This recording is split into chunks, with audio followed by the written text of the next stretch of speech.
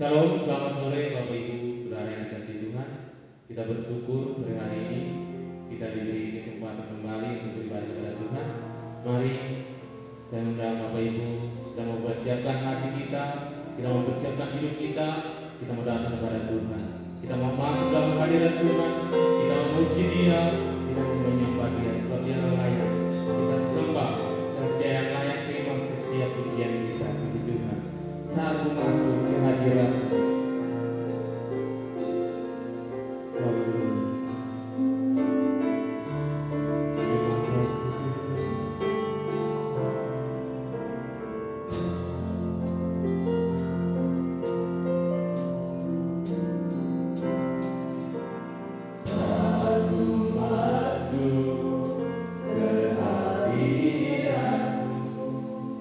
Bawa bersama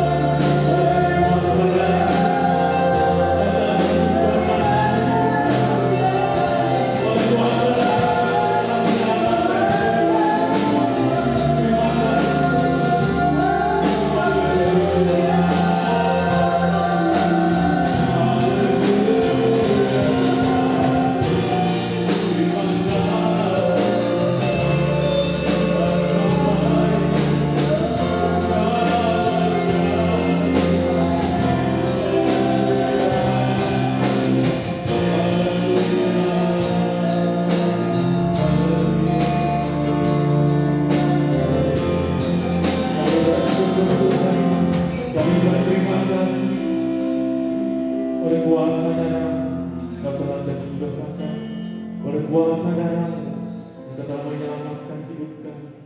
Terima kasih Bapa buat kesempatan sore hari ini. Kami mempersiapkan hidup kami untuk beribadah kepada-Mu.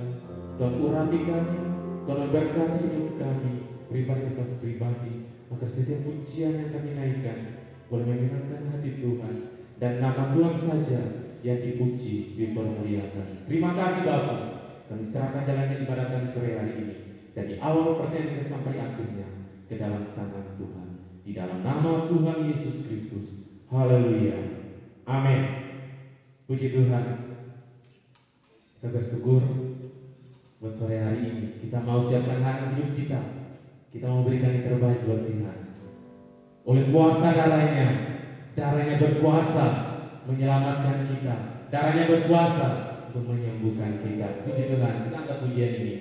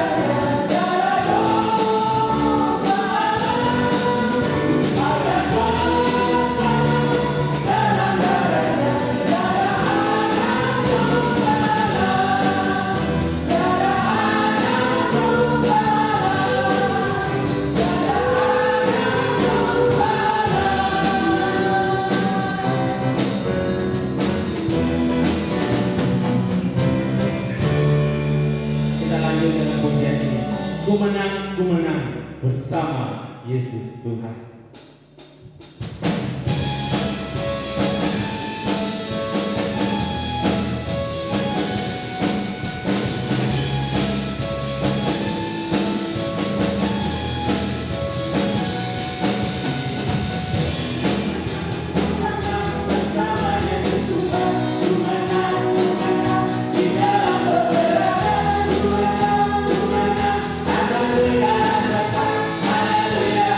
Haleluya.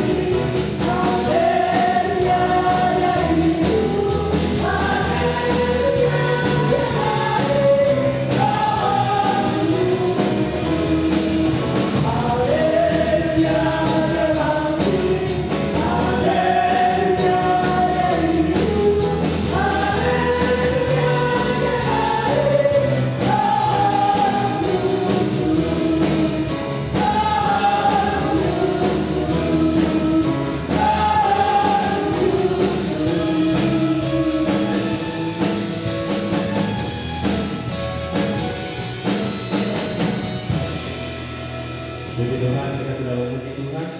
Tiba saatnya kita akan siapkan hati kita, kita akan siapkan pikiran kita untuk mendengar firman Tuhan.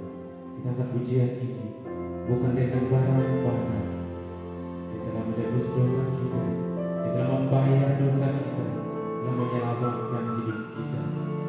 Terima kasih Tuhan buat kasih setia, buat kebaikan dalam hidup kami. Terima kasih Yesus.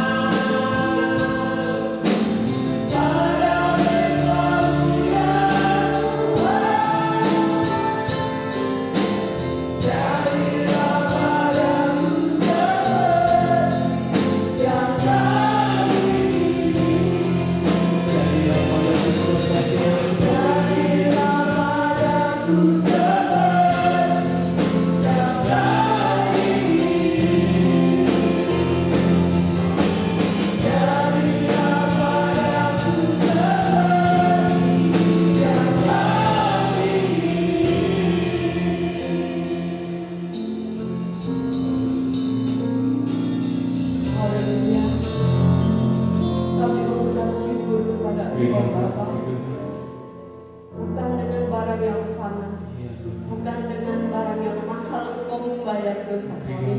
Engkau menebus diri kami Tuhan.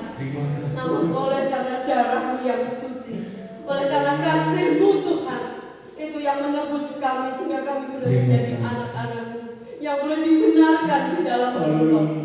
Terima kasih Tuhan, Engkau ajar kami Bapa, untuk kami meninggalkan cara hidup kami yang lama Tuhan. Namun Engkau ajar kami Tuhan untuk menurut segala kebenaran firman-Mu. Terima kasih Bapa, sebentar kami mau mendengar kebenaran firman-Mu. Pakai hamba-Mu Tuhan untuk menyampaikan kebenaran firman Tuhan, sehingga kami boleh mendengar, kami boleh Tuhan meresapi apa yang Engkau berikan bagi kami pada saat sore ini Tuhan. Terima kasih Bapa, Engkau berfirman lewat hamba-Mu Tuhan, sehingga kami Tuhan siapkan hati dan telinga kami siapkan seluruh kehidupan kami untuk kami terima kebenaran firman-Mu. Hanya di dalam nama Tuhan Yesus Kristus kami sudah berdoa dan mengucap syukur. Haleluya. Amin. Shalom. Selamat sore, selamat berjumpa, selamat beribadah kepada Tuhan. Haleluya, haleluya. Oleh kemurahan Tuhan, kita jumpa lagi dalam acara ibadah online pada sore hari ini. Dengan tidak mengurangi rasa hormat kepada Tuhan, mari kita pergunakan waktu yang berharga untuk menerima berkat dari firman Tuhan. Bapak Ibu, saudara-saudara yang saya kasihi dalam Tuhan, sore ini saya akan berbicara dengan tema, judul atau topik, yaitu mendengar, melihat, tetapi tidak dapat menikmati. Apa temanya saudara? Mendengar, melihat, tetapi tidak dapat menikmati. Ya, ini suatu pengalaman yang menyakitkan hati. Ada lebih baik jika seseorang tidak pernah mendengar, tidak pernah melihat, daripada mendengar, melihat, bahkan mungkin pernah memiliki, tetapi tidak pernah menikmati. Misalnya, waktu Anda sedang lapar, haus, Anda berusaha sedemikian rupa bisa mendapatkan makanan minuman yang Anda inginkan. Namun pada saat Anda membawa makanan minuman yang hendak Anda santap itu, tiba-tiba Anda terpeleset, jatuh, lalu piring gelas yang isinya makanan minuman yang mau dinikmati itu pecah. Ya, Anda melihat, memiliki, tapi tidak dapat menikmati. Ya, ada lagi orang berhasil membangun sebuah rumah yang bagus, tinggal saatnya mau menempati, tiba-tiba di antara keluarga Anda atau Anda sendiri jatuh sakit dan harus berobat dan mengeluarkan biaya yang cukup banyak, sehingga terpaksa rumah yang Anda sudah bangun dengan susah payah itu dijual untuk biaya pengobatan. Pengalaman seperti ini adalah sesuatu yang sangat menyakitkan hati. Lebih baik tidak pernah memiliki daripada sudah memiliki tapi tidak dapat menikmati. Orang yang berbahagia adalah orang yang bisa berhasil mendapat apa yang dia inginkan dan sekaligus dapat menikmatinya. Jadi menurut Alkitab, orang yang berbahagia adalah orang yang berhasil memiliki sesuatu tapi sekaligus bisa menikmatinya. Mari kita baca ayatnya di kitab Pengkhotbah pasalnya yang kelima ayat 17 sampai 19. Ya, Pengkhotbah 5 17 sampai 19. Lihatlah, yang kau anggap baik dan tepat ialah kalau orang makan minum dan bersenang-senang dalam segala usaha yang dilakukan dengan jerih payah di bawah matahari, selama hidup yang pendek yang dikaruniakan Allah kepadanya. Sebab itulah kebahagiaan. Setiap orang yang dikaruniakan Allah kekayaan dan harta benda dan kuasa untuk menikmatinya, untuk menerima bagiannya dan untuk bersukacita dalam jerih payahnya, juga itu pun karunia Allah. Jadi di dalam ayat ini dikatakan orang yang berbahagia adalah orang yang selama hidupnya dia bisa bekerja dan berhasil memiliki sesuatu dan dikaruniai Allah untuk bisa menikmati. Kalau hanya sekedar memiliki sesuatu tetapi tidak bisa menikmati, itu suatu hal yang sia-sia. Dia sudah susah payah kerja mendapat sesuatu yang dia inginkan, tapi tidak bisa menikmati. Mari kita baca tentang hal ini ada di kitab Pengkhotbah pasal 6 ayat 1 dan ayat 2. Tolong bisa dibacakan. Pengkhotbah pasal 6 ayat 1 sampai 2. Ada suatu kemalangan yang telah terlihat di bawah matahari yang sangat menekan manusia. Orang yang dikaruniai Allah kekayaan, harta benda dan kemuliaan, sehingga ia tak kekurangan suatu pun yang diinginkannya. Tetapi orang itu tidak dikaruniai kuasa oleh Allah untuk menikmatinya, melainkan orang lain yang menikmatinya. Inilah kesia-siaan dan penderitaan yang pahit.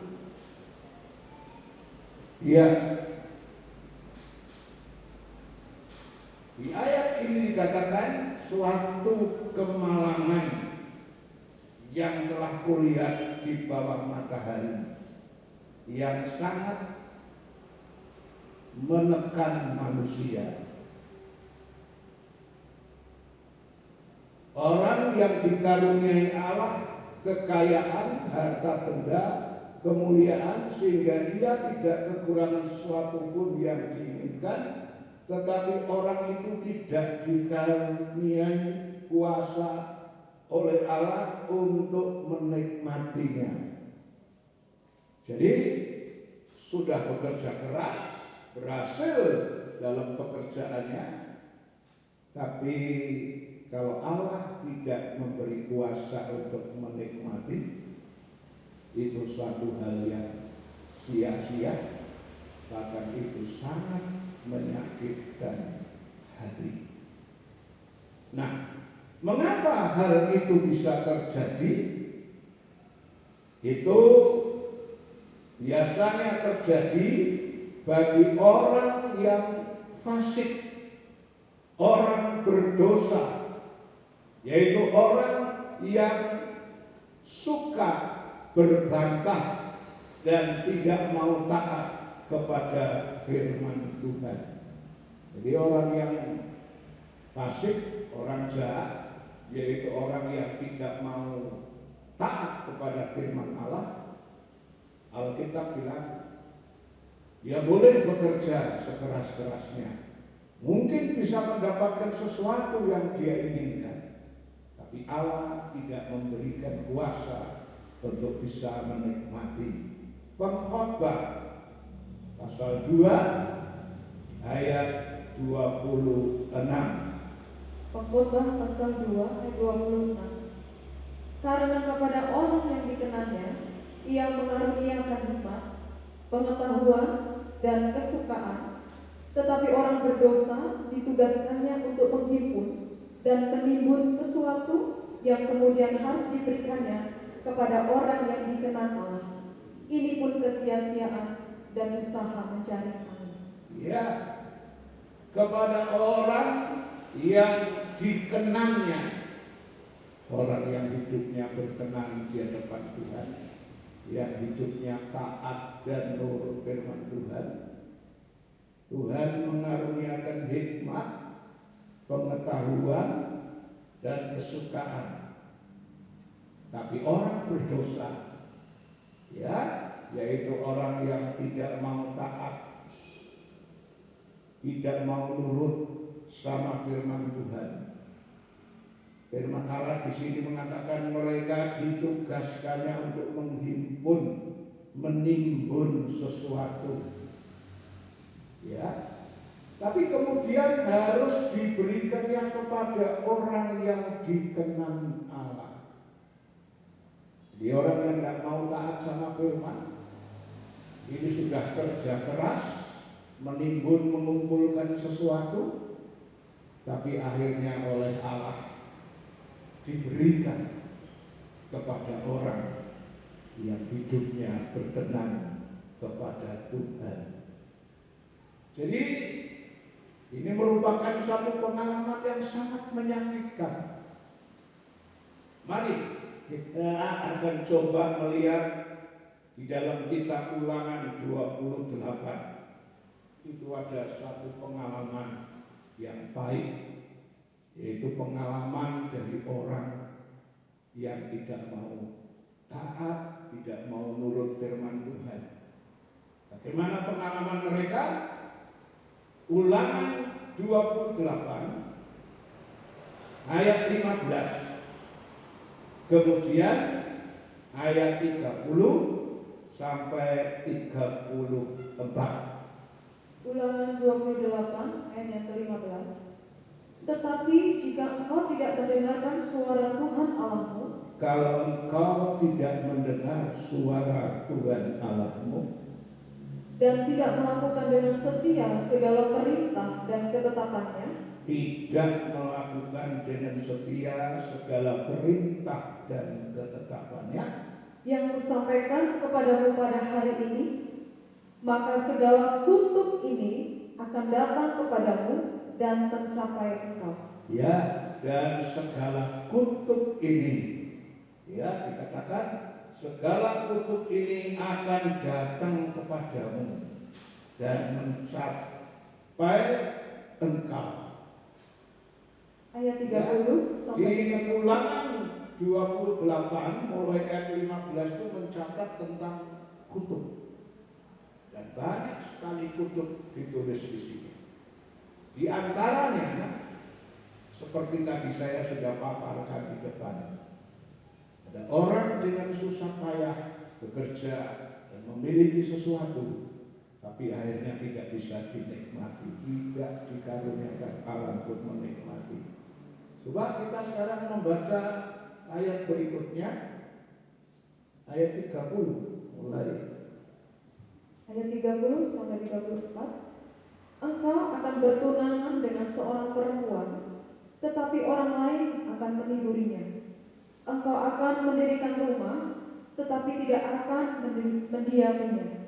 Engkau akan membuat kebun anggur, tetapi tidak akan mengecap hasilnya. Lembumu akan disembelih orang di depan matamu, tetapi engkau tidak akan memakan dagingnya. Keledaimu akan dirampas dari depanmu dan tidak akan dikembalikan kepadamu. Kambing dombamu akan diberikan kepada musuhmu dengan tidak ada orang yang datang menolong engkau. Anak-anakmu lelaki dan anak-anakmu perempuan akan diserahkan kepada bangsa lain, sedang engkau melihatnya dengan matamu sendiri, dan sehari-harian engkau rindu kepada mereka dengan tidak dapat berbuat apa-apa. Suatu bangsa yang tidak kau kenal akan memakan hasil bumimu, dan segala hasil jeripayahmu engkau akan selalu ditindas dan diinjak. Engkau akan menjadi gila karena apa yang dilihat matamu. Ya, ini yang termasuk hidup di bawah kutuk. Ya, di antaranya sudah memperoleh sesuatu, dan sudah barang tentu sesuatu yang diperoleh itu dicapai dengan susah payah, dengan kerja keras, tapi akhirnya tidak bisa menikmati. Di sini disebutkan engkau akan bertunangan dengan seorang perempuan, tapi orang lain akan melindunginya. Iya, sudah punya tunangan, punya istri, mungkin cantik sekali, tapi bisa dirampas oleh orang lain. Engkau tidak bisa berbuat apa-apa. Engkau bekerja keras, ya, bisa mendirikan rumah, tapi tidak bisa menikmati. Engkau menanam kebun anggur, tapi tidak bisa menikmati hasilnya. Punya lembu, kambing domba, tapi orang lain yang menyembelih dan menikmati dagingnya. Ini suatu pengalaman yang sia-sia dan sangat menyakitkan hati. Bahkan di sini dikatakan anak-anakmu laki-laki dan anak-anakmu perempuan akan diserahkan kepada bangsa lain. Ini adalah menggambarkan tentang satu keluarga di mana anak-anaknya, keluarganya akhirnya akan murtad, meninggalkan Tuhan. Sementara kita sendiri tidak bisa berbuat apa-apa. Sungguh suatu hal yang menyedihkan. Paling bahagia itu adalah kalau seseorang bisa melihat anak cucunya semuanya hidup dalam Tuhan, takut akan Tuhan. Tapi satu pengalaman yang menyakitkan ini, yaitu anak-anakmu dirampas oleh bangsa lain, artinya mereka meninggalkan Tuhan, mereka murtad, mereka tidak percaya kepada Tuhan. Ini satu pengalaman yang sangat menyedihkan. Nah, saudara-saudara, mari kita akan lihat contoh-contoh di dalam Alkitab tentang hal-hal yang tadi sudah saya kemukakan. Yang pertama, kita melihat di dalam kitab 2 Raja-Raja pasal 7 ayat 16 sampai 23. 2 Raja-Raja pasal 7 ayat 16 sampai 20. Maka keluarlah penduduk kota itu dan menjarah tempat perkemahan orang Aram. Karena itu sesuka tepung yang terbaik berharga sesikal dan 2 sukat jelai berharga sesikal sesuai dengan firman Tuhan. Adapun raja telah menempatkan perwira yang menjadi ajudannya itu mengawasi pintu gerbang, tetapi rakyat menginjak-injak dia di depan pintu gerbang. Lalu ia mati sesuai dengan perkataan abdi Allah yang mengatakannya pada waktu raja datang mendapatkan dia. Dan terjadi juga seperti yang dikatakan abdi Allah itu kepada raja. 2 sekat jelai akan berharga sesikal, dan sesukat tepung yang terbaik akan berharga sesikal. Besok kira-kira waktu ini di pintu gerbang Samaria. Pada waktu itu si perwira menjawab abdi Allah itu, sekalipun Tuhan membuat tingkap-tingkap di langit, masakan hal itu mungkin terjadi? Tetapi Elisa berkata, sesungguhnya engkau akan melihatnya dengan matamu sendiri, tetapi tidak akan makan apa-apa daripadanya. Demikianlah terjadi kepada orang itu. Rakyat menginjak-injak dia di pintu gerbang, lalu matilah dia. Ya, pengalaman dari ajudan Raja Ben-Hadad, yaitu dari bangsa Aram, waktu zaman ada bela kelaparan, ya, Israel dikepung, diserang oleh Raja Aram. Nah, pada waktu itu terjadi bela kelaparan.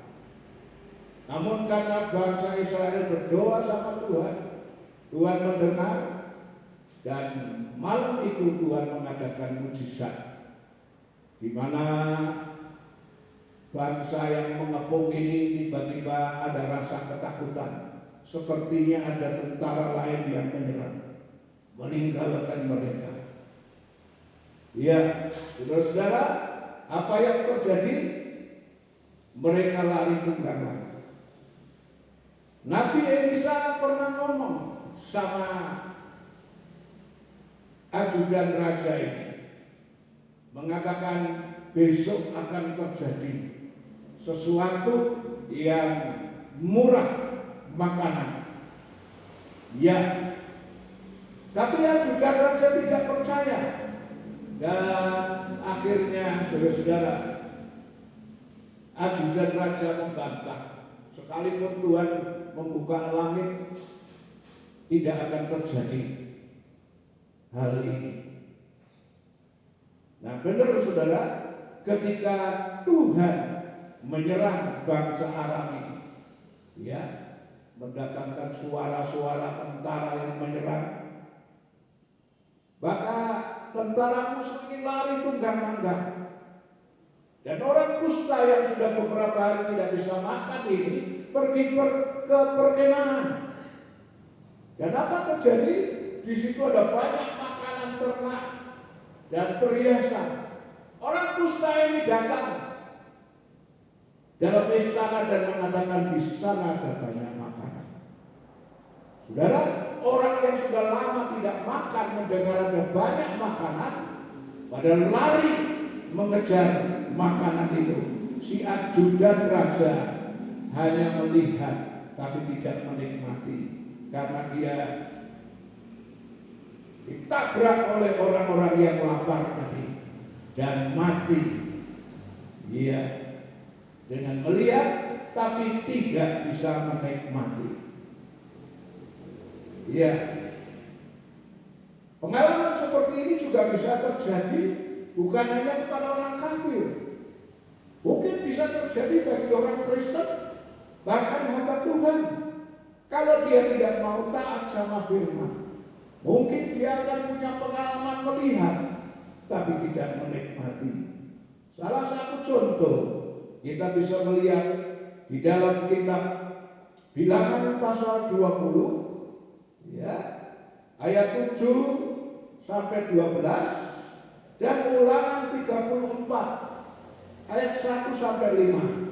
Untuk menyingkat waktu, kita baca saja Ulangan 34 ayat 1 sampai 5. Ulangan 34 ayat 1 sampai 5. Kemudian naiklah Musa dari dataran Moab ke atas gunung Nebo, yakni ke atas puncak Pisgah yang di tentangan Yeriko. Lalu Tuhan memperlihatkan kepadanya seluruh negeri itu, daerah Gilead sampai ke kota Dan, seluruh Naftali, tanah Efraim dan Manasye, seluruh tanah Yehuda sampai laut sebelah barat, tanah Negeb dan lembah Yordan, lembah Yeriko, kota pohon korma itu sampai Soar. Dan berfirmanlah Tuhan kepadanya, inilah negeri yang kujanjikan dengan sumpah kepada Abraham. Inilah negeri yang kujanjikan dengan sumpah kepada Abraham, Ishak dan Yakub. Ishak dan Yakub. Demikian Kepada keturunanmu lah akan kuberikan negeri itu. Kepada keturunanmu akan kuberikan negeri itu. Aku mengizinkan engkau melihatnya dengan matamu sendiri, Aku mengizinkan kau melihat dengan mata kepalamu sendiri, tetapi engkau tidak akan menyeberang ke sana. tapi engkau tidak akan menyeberang ke sana. Lalu matilah Musa, hamba Tuhan itu, di sana di tanah Moab sesuai dengan firman Tuhan. Musa, sekalipun dia seorang hamba Tuhan, ketika dia tidak taat sama firman, dia juga mengalami pengalaman pahit, saudara. Ya, kesalahan Musa adalah ketika bangsa Israel membutuhkan air, yang kedua kalinya sebenarnya disuruh berkata kepada batu gunung, tapi dipukul. Dan walaupun mengeluarkan air, tapi Tuhan bilang, karena itu engkau tidak akan bisa masuk tanah perjanjian. Akhir hidup Musa dibawa ke gunung untuk melihat tanah perjanjian, tapi tidak diperbolehkan masuk. Jadi buat Tuhan tidak pernah pilih bulu. Apakah itu orang kafir, apakah itu orang Kristen, apakah itu hamba Tuhan. Kalau dia tidak taat sama firman, mungkin dia akan mengalami pengalaman sia-sia. Dia melihat, memiliki sesuatu, tetapi tidak bisa menikmati. Ya, sebaliknya kalau saudara dan saya menjadi anak Tuhan yang serius sama Tuhan, dengar firman, percaya, taat dan menurut, saudara akan mengalami, menikmati apa itu janji Tuhan. Di dalam 1 Raja-Raja pasal 17 ayat 15 dan ayat 16, kita melihat satu pengalaman seorang janda Sarfat, orang kafir, tapi karena percaya dan nurut firman, dia bisa mengalami janji Tuhan. Tolong dibaca 1 Raja-Raja 17. 1 Raja-Raja 17 ayat 15 sampai 16. Lalu pergilah perempuan itu dan berbuat seperti yang dikatakan Elia. Maka perempuan itu dan dia serta anak perempuan itu mendapat makan beberapa waktu lamanya. Tepung dalam tempayan itu tidak habis, dan minyak dalam buli-buli itu tidak berkurang. Tepung dalam tempayan tidak habis, minyak dalam buli-buli itu tidak habis, tidak berkurang. Seperti firman Tuhan yang diucapkannya dengan perantaraan Elia. Seperti firman Tuhan yang diucapkan dengan perantaraan Elia. Janda Sarfat notabene orang kafir, tapi dia mau dengar-dengaran, dia mau taat firman Tuhan, sehingga dia boleh mengalami janji-janji Tuhan. Ya, marilah kita mau menjadi anak Tuhan yang bukan hanya mendengar, tapi kita mau mendengar, kita mau percaya, dan kita mau taat. Maka saudara dan saya akan mengalami janji-janji Tuhan. Bukan hanya berkat-berkat secara jasmani, tapi juga saudara akan mengalami berkat-berkat secara rohani. Ibrani 12 ayat 28. Ibrani 12 ayat 28. Jadi karena kita menerima kerajaan yang tidak tergoncangkan, marilah kita mengucap syukur dan beribadah kepada Allah menurut cara yang berkenan kepadanya dengan hormat dan takut. Ya, jadilah orang Kristen yang beribadah kepada Allah menurut cara yang berkenan. Bukan semaunya sendiri, tetapi menurut cara yang berkenan, sesuai dengan firman Tuhan. Maka saudara akan mengalami janji-janji Tuhan. Bukan hanya berkat secara jasmani, tapi berkat secara rohani, yaitu kerajaan yang tidak tergoncangkan, yaitu kerajaan surga. Kerajaan dalam dunia semua bisa goncang karena pergolakan politik, tetapi kerajaan yang tidak tergoncangkan itu adalah kerajaan surga, dan itu akan diberikan kepada setiap orang yang beribadah kepada Allah menurut cara yang berkenan, hidup takut gentar akan Tuhan. Tuhan Yesus memberkati kita semua.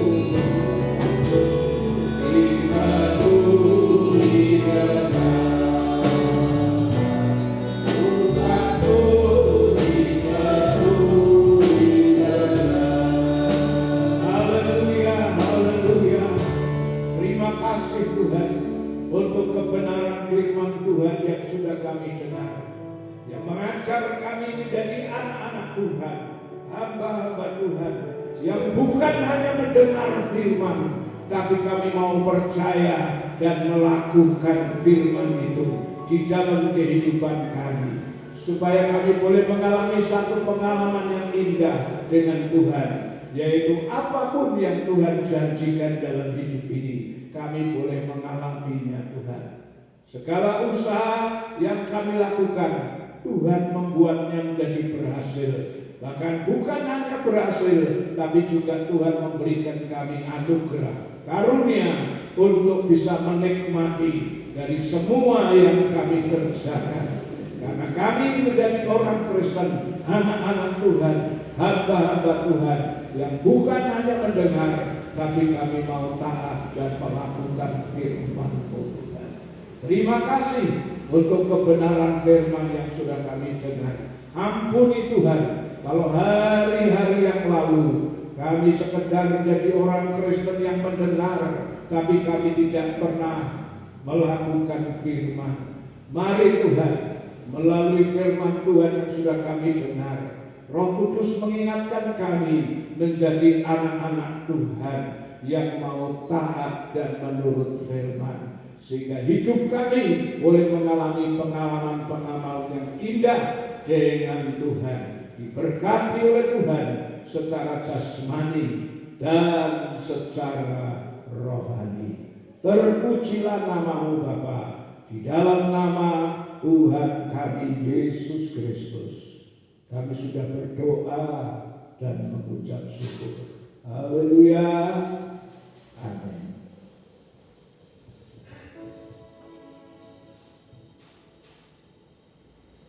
Sebentar kita akan menerima perjamuan kudus. Ya, untuk itu mari kita mempersiapkan diri. Kita mau belajar menghargai, percaya dan menghargai korban Tuhan. Dengan demikian perjamuan kudus akan mendatangkan berkat atas kita semua. Saya akan bacakan dulu ayat firman Tuhan untuk perjamuan kudus. Itu dari Matius pasal 26 mulai ayat 26 dari terjemahan lama. Sementara mereka itu makan, diambil oleh Yesus roti, diberkatinya, lalu dipecah-pecahkannya, serta diberikan kepada murid-murid itu sambil berkata, ambillah, makanlah, inilah tubuhku. Roti yang sudah diberkati, Yesus katakan, inilah tubuhku. Mari kita akan terima dengan percaya. Dengan kita makan perjamuan suci ini, kita menjadi satu dengan Tuhan untuk dibangkitkan pada hari kiamat. Dalam nama Bapa, Putra dan Roh Kudus, yaitu di dalam nama Tuhan Yesus Kristus. Amin.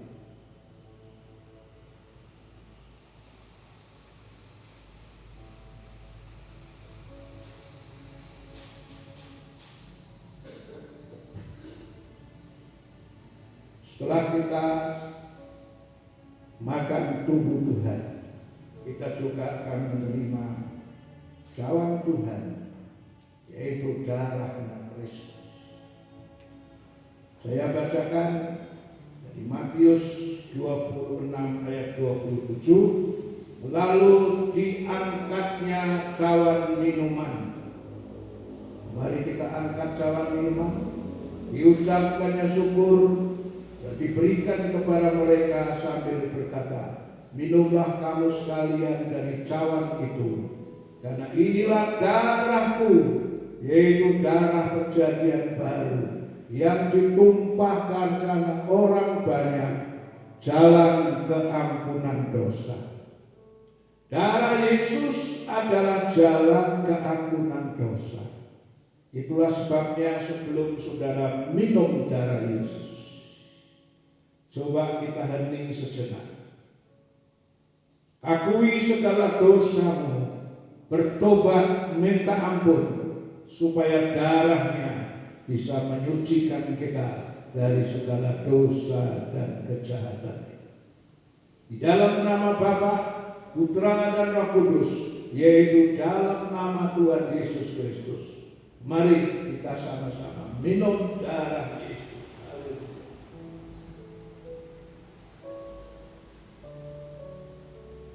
Terima kasih Tuhan untuk tubuh dan darah-Mu yang sudah kami terima.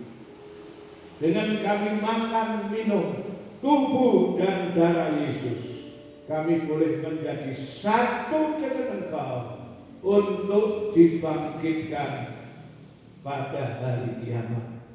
Terima kasih Tuhan, melalui darah-Mu aku disucikan, aku ditebus, dibasuh dari segala dosa dan kesalahan. Sejauh timur dari barat, Allah membuang kesalahan kami. Ke dalam tubir yang dalam, Allah melemparkan segala kesalahan kami dan tidak diingat-ingatnya lagi. Terima kasih, yang sakit disembuhkan, yang lemah dikuatkan, yang punya masalah mendapat jalan keluar kemenangan. Dalam nama Tuhan Yesus Kristus, kami berdoa dan mengucap syukur untuk firman, untuk perjamuan suci sore. Amin.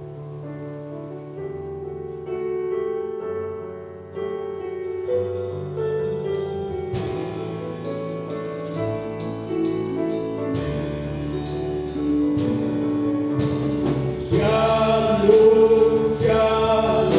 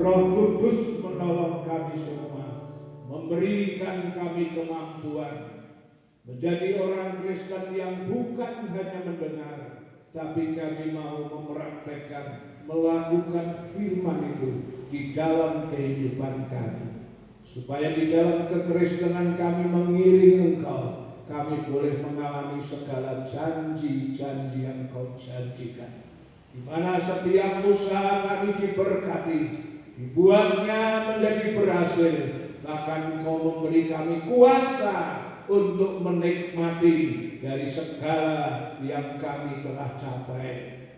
Terima kasih Tuhan. Tolong kami Tuhan.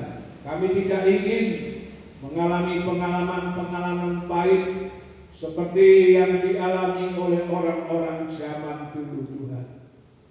Mereka bisa menikmati, memiliki sesuatu, tetapi tidak bisa menikmati. Bahkan kami melihat di dalam Alkitab Tuhan, Musa pun sebagai hamba Tuhan, ketika dia tidak taat sama firman, dia hanya diperlihatkan oleh Allah untuk melihat tanah perjanjian, tapi tidak menikmati. Tolong kami semua Tuhan, berikan kemampuan menjadi orang Kristen yang taat, nurut, melakukan firman, supaya kami boleh mengalami pengalaman yang indah dengan Tuhan. Pulanglah dan terimalah berkat dari Allah Bapa. Berkatilah usaha anak-anakmu yang tani, yang ternak, yang dagang, wira swasta, anak sekolah, kuliah. Tuhan kasih kepintaran, kepandaian, membuatnya menjadi berhasil dan nama Tuhan dipermuliakan.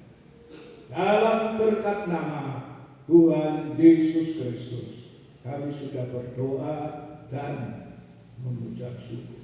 Haleluya. Amin. Tuhan memberkati.